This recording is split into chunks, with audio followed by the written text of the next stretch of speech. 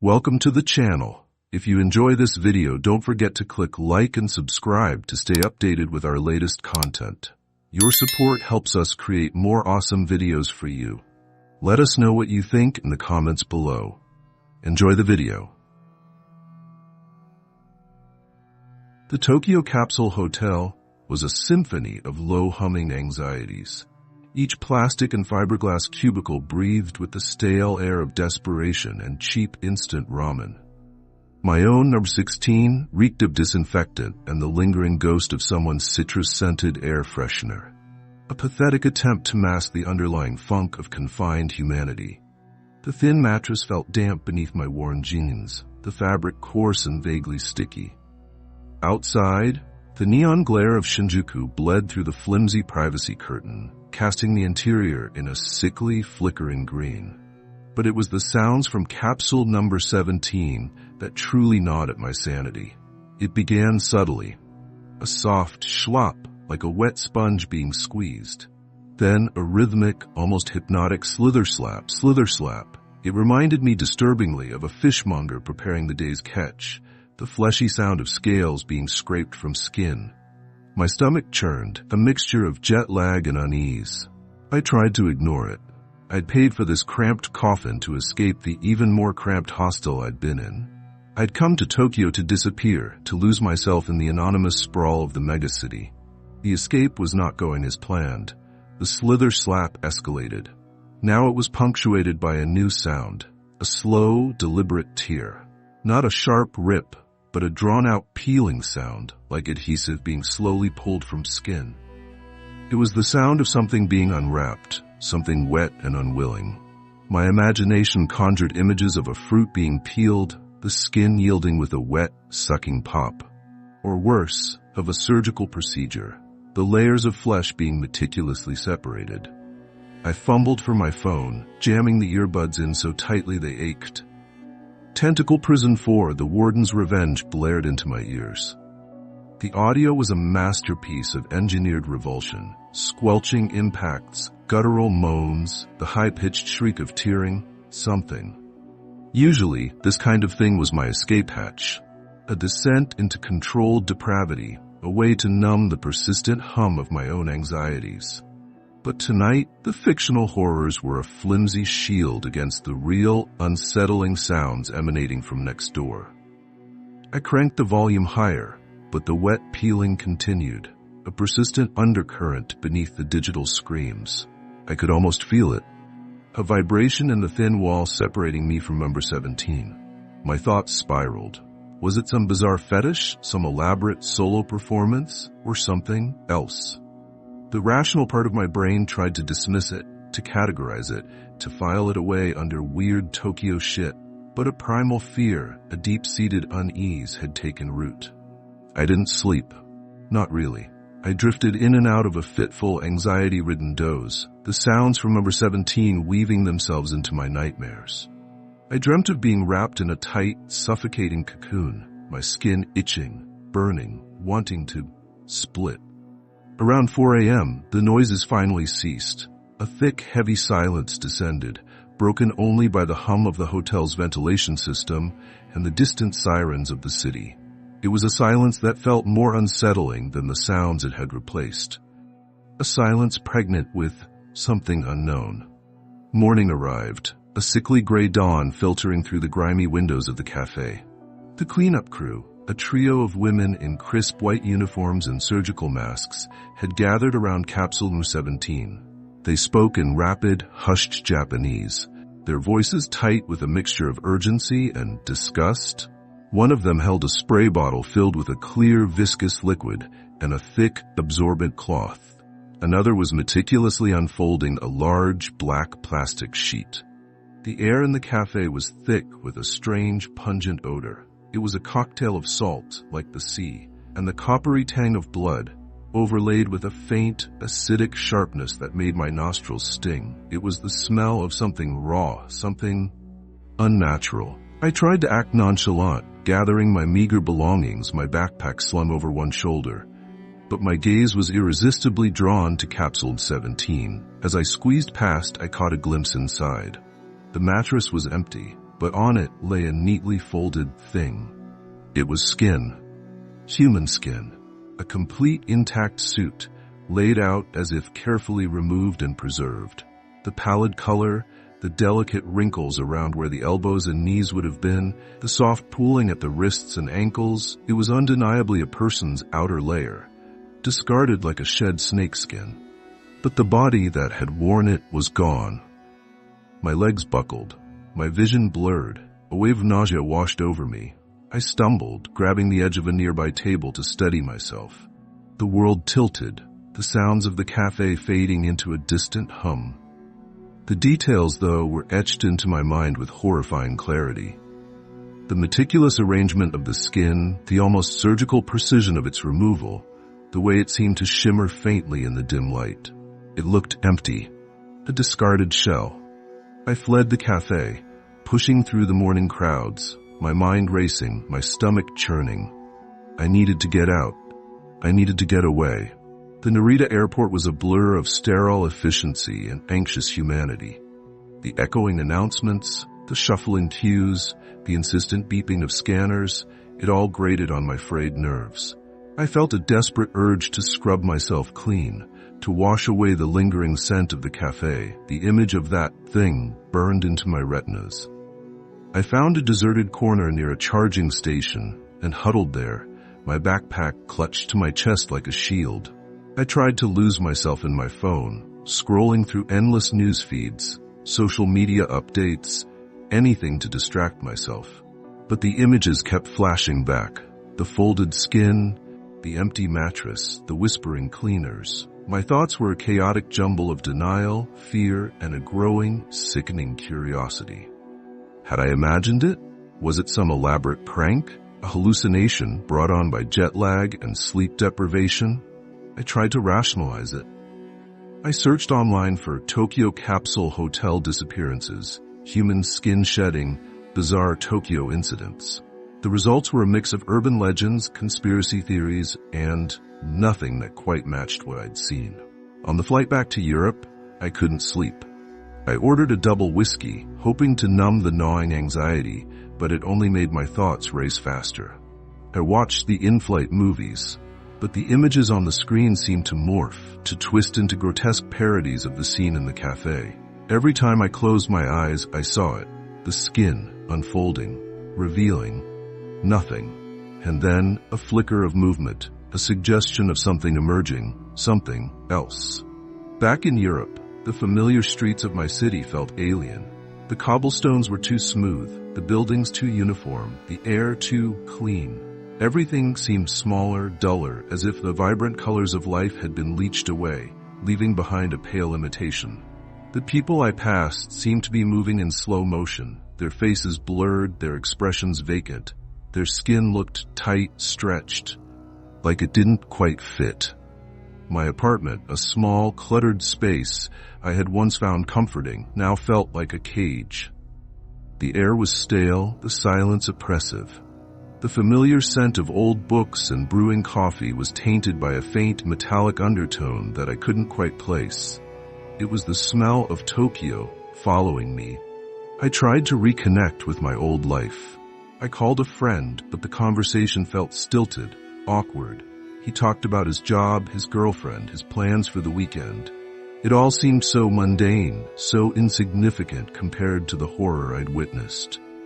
I couldn't bring myself to tell him what I'd seen. He wouldn't understand. He wouldn't believe me. I tried to go back to my routine, but nothing felt right. Food tasted bland, flavorless. Music sounded flat, lifeless. My body felt heavy, sluggish, as if I were carrying an invisible weight. The internet, once my refuge, now felt like a minefield.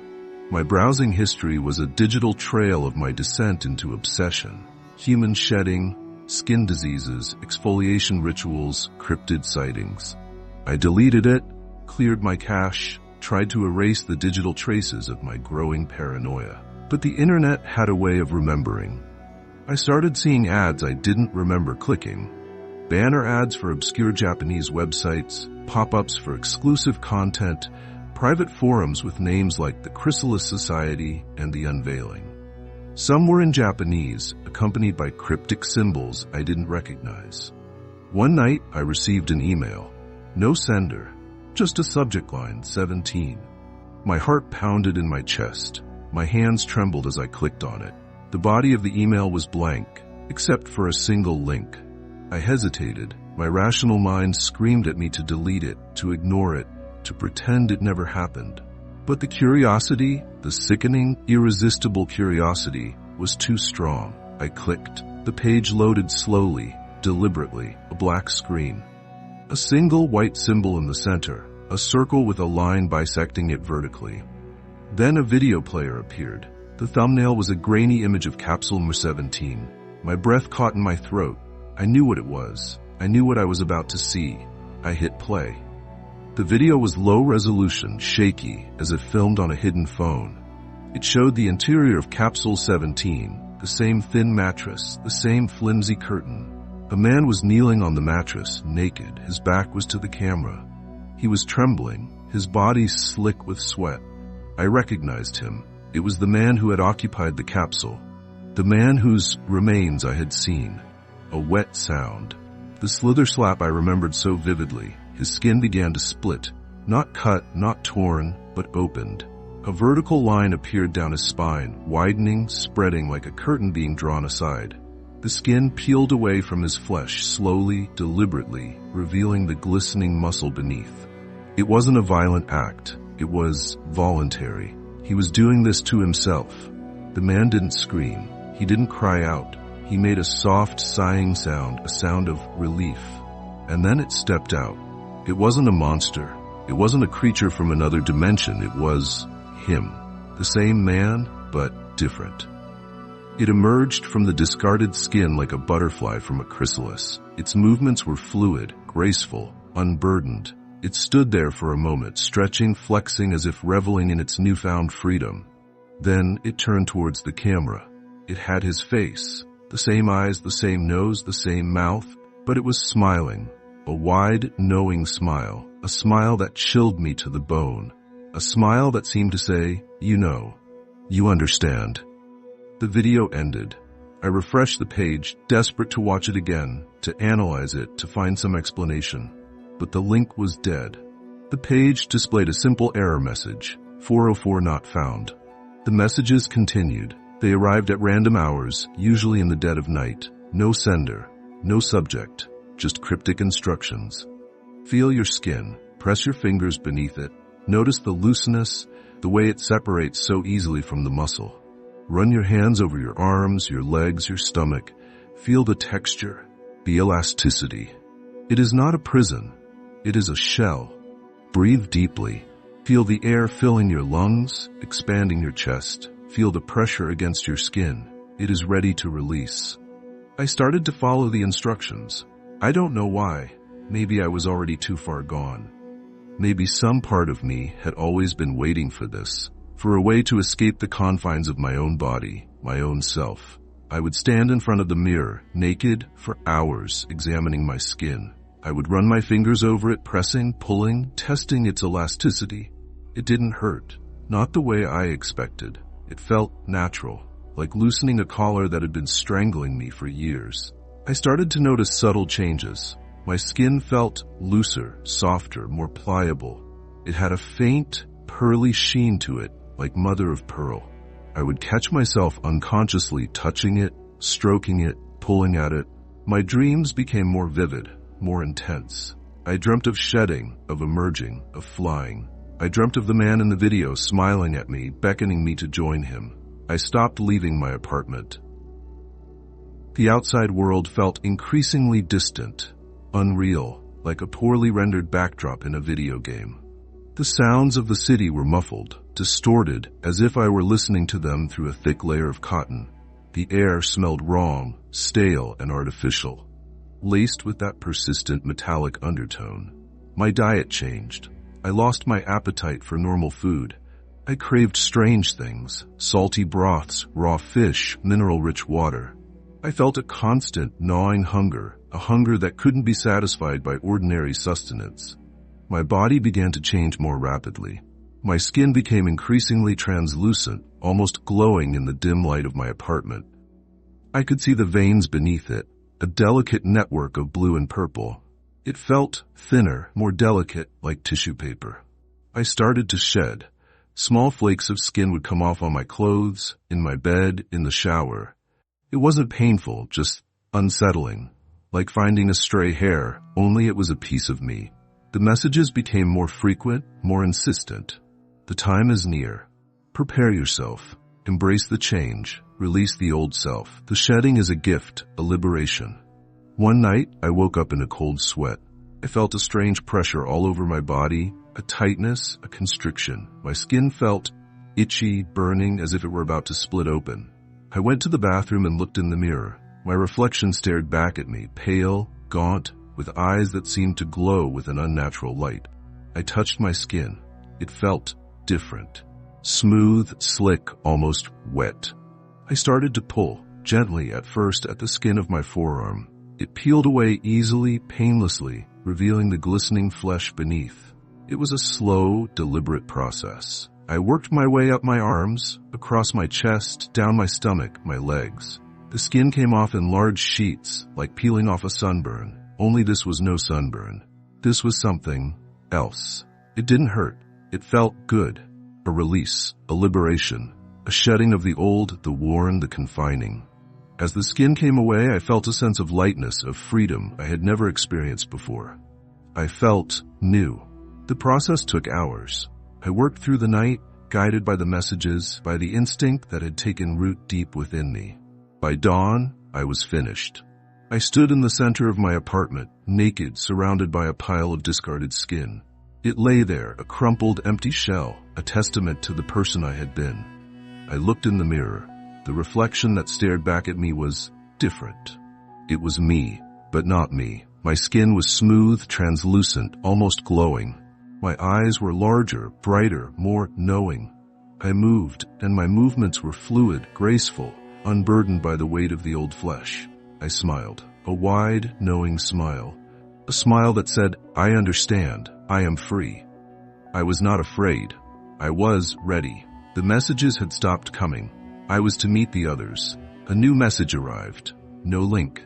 Coordinates. A time. I knew what to do. The coordinates led me to an abandoned warehouse district on the outskirts of the city. The area was a desolate landscape of crumbling brick buildings, overgrown with weeds and crisscrossed by rusting railway tracks. The air hung heavy with the smell of decay and damp concrete, a stark contrast to the sterile, artificial scent of my apartment. As I approached the designated location, I noticed subtle signs of activity. A single flickering light in a grimy window. A faint, rhythmic pulsing sound, like a muffled heartbeat. And other figures moving in the shadows. They were like me. I could sense them, even before I saw them clearly. A shared energy, a resonance. It was a feeling of recognition, of belonging that I hadn't experienced in years. It felt like a lifetime. The warehouse door, a massive sheet of rusted metal, was slightly ajar. I pushed it open, the hinges groaning in protest, and stepped inside. The interior was vast and cavernous, dimly lit by a few strategically placed lanterns. The air was thick with the same salty, metallic scent I'd encountered in the Tokyo Cafe, but here it was stronger, more concentrated. It was the smell of us. There were perhaps 20 of them, gathered in a loose circle in the center of the warehouse. They were all naked, their bodies shimmering in the dim light. Their skin, like mine, was translucent, almost glowing, revealing the intricate network of veins and muscles beneath. Their eyes, large and luminous, were fixed on me. No one spoke. There was no need for words. We understood each other on a level that transcended language. One of them, a woman with long, flowing hair that seemed to float around her like a dark cloud, stepped forward. She smiled, the same knowing smile I had seen in the video, the same smile I now wore myself. She reached out and took my hand. Her touch was cool, smooth like polished stone. A wave of energy passed between us, a jolt of recognition, of kinship. She led me into the circle. The others made space for me, their eyes welcoming, accepting. I felt a sense of peace, of belonging, that I had never known before. This was where I was meant to be. The rhythmic pulsing sound I had heard earlier was coming from a large, organic-looking structure in the center of the circle. It resembled a giant chrysalis, woven from some unknown material, shimmering with an iridescent sheen. It pulsed with a slow, steady rhythm, like a living heart. The woman who had greeted me gestured towards the chrysalis. I understood. This was the source, the origin. This was where we came from. This was where we would return. There was no ceremony, no formal ritual. It was more instinctual. We began to move, to dance, to sway to the rhythm of the pulsing chrysalis. Our movements were fluid, graceful, unburdened by the constraints of gravity, of flesh. It felt ancient, primordial, like a return to something lost, something forgotten. As we moved, the air around us began to shimmer, to vibrate. The light from the lanterns intensified, casting strange dancing shadows on the walls. The pulsing of the chrysalis grew stronger, faster, resonating deep within my chest. I felt a tingling sensation all over my body, a feeling of expansion, of opening. I looked at my hands and they were dissolving, becoming light. I looked at the others and they were undergoing the same transformation. Their bodies were becoming less solid, less defined, merging with the shimmering air around us. We were becoming one. There was no fear, no pain, only a sense of release, of transcendence, of becoming something more. The chrysalis pulsed brighter, faster, drawing us in. It was a vortex of energy, a gateway to somewhere else. I closed my eyes and surrendered to the pull. The transition was instantaneous. One moment I was in the warehouse, surrounded by the others. The next I was elsewhere. It wasn't a place, not in the conventional sense. It was more a state of being, a realm of pure energy, of pure consciousness. There were no forms, no shapes, no boundaries, only light and color and sound, all interwoven, all interconnected. I felt everything. I was connected to everything, to the others, to the chrysalis, to the source.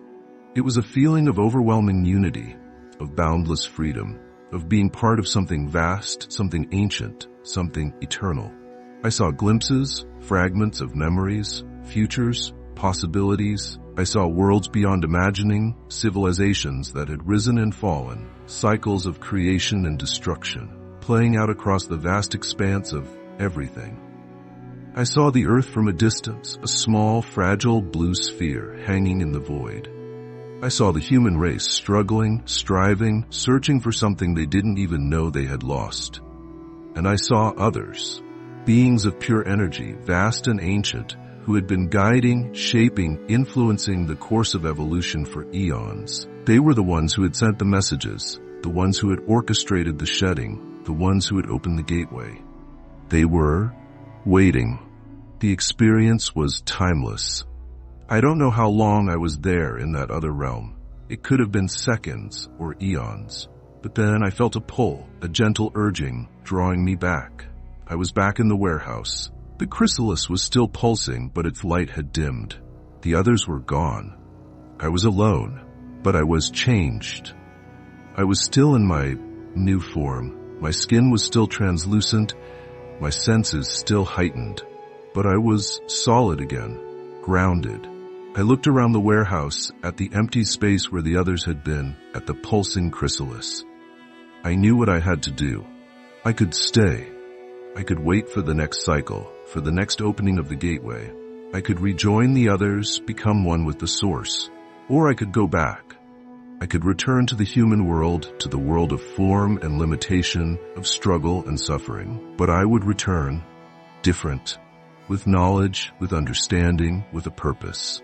I could be a bridge, a conduit, a messenger. I could help others awaken. The choice was mine. I walked to the warehouse door, the rusted metal cold beneath my hand. I pushed it open and stepped out into the dawn. The city was waking up. The sounds of traffic, the smell of exhaust fumes, the sight of people rushing to work, it all felt different now. Familiar, yet alien. I looked up at the sky, at the rising sun, painting the clouds with hues of pink and gold. A new day, a new beginning, and a new responsibility. I started to walk towards the city, towards humanity. I didn't know what the future held, but I knew one thing: I was not alone, and the shedding had only just begun.